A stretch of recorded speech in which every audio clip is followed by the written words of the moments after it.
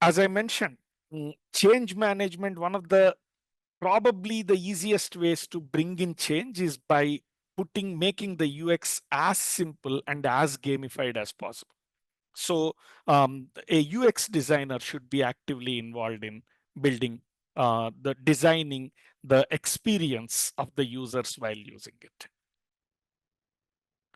Now, model has to be deployed. Of course, I need the security, I need the storage of the data, predictions, interfaces which UX designer designed.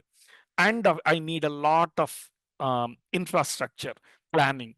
And I need an ML ops engineer, typically because I now have to connect my application to some legacy applications in the organization, connect the output to some business intelligence dashboards or some alerting systems. So there's a lot of integration needed.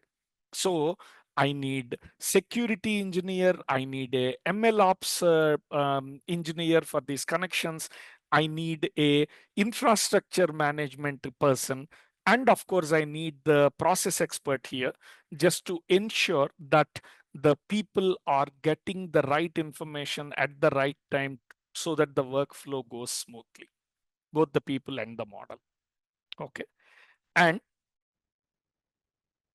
finally, after the model is deployed, I need a usability business value analysis. So I need a functional expert who goes to the intended users and then asks them, look, we planned all this, but really, are you liking it? Are you enjoying this application? What are you not enjoying?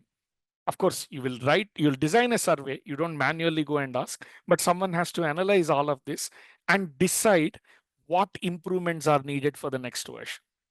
And this is hence a phased process. It has to go step by step.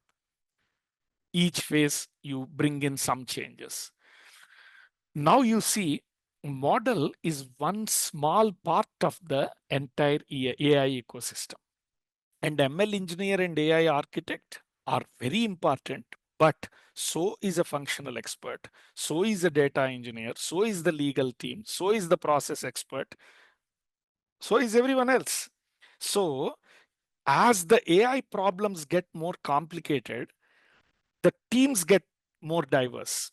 One of the questions that people keep asking me is AI going to take away the jobs? And um, I don't think that will be the case. AI may reduce the number of programmers per project, but actually it adds 10 other jobs that probably were not needed when the applications were a lot less complicated. Okay. So this is very, very important. AI is more than model building. Now, we just saw AI is much more than model building. Another one thing that I said is, hey, you know what? I will spend a bit more time on problem identification. Okay. So what kind of problems